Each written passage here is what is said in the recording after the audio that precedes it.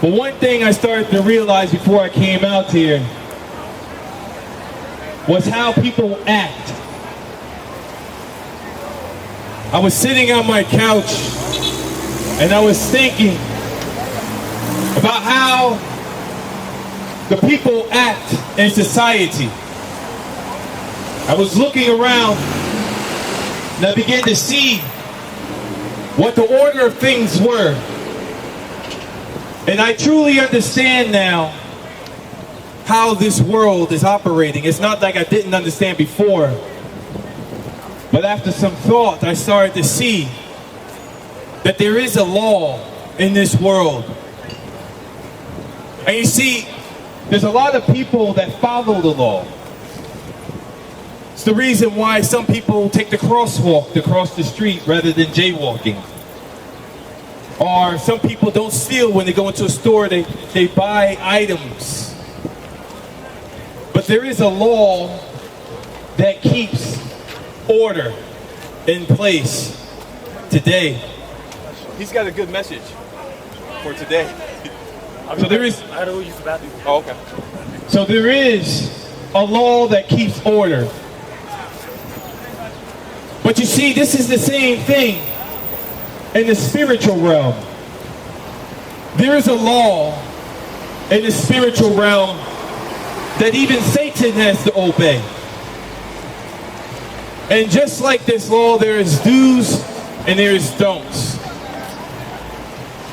And you see, God has ways. He has set up a certain order for man to follow.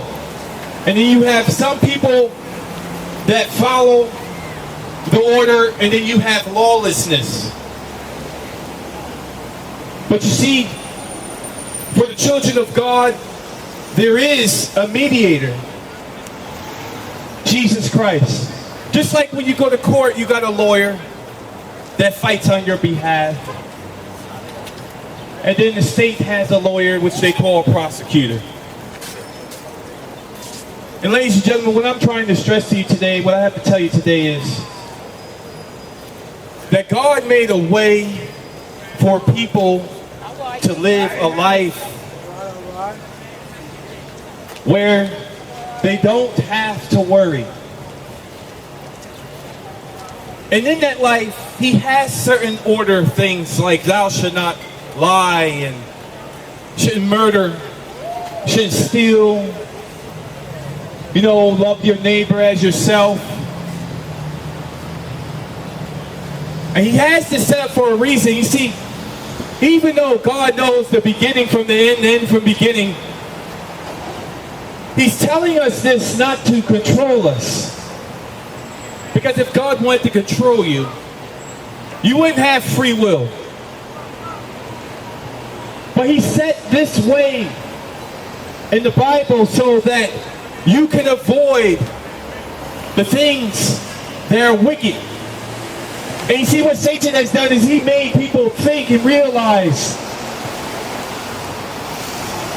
and opened their eyes to wickedness. That's why he told Eve to bite the apple. Because it will open, knowing good and evil. And you see, Satan wants you to feel comfortable in your life. He wants you to box God into a religion so that you can avoid him. Because when you hear about religion, the first thing that comes to some people's minds is control. There's an order of things. Well, I'm here to tell you that religion is doing. It's doing things. But you see, Jesus on the cross, he's done. He's done that. And now today, as we live in the disposition of grace, the age of grace, Come on. now all we have to do, all we have to do is love thy neighbor as thyself, and love God with all your heart, and all your mind, and all your strength. And you see, God made it so easy for man to follow it.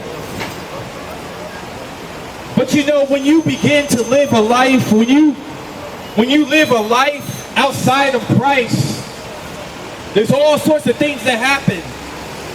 And that can happen to you.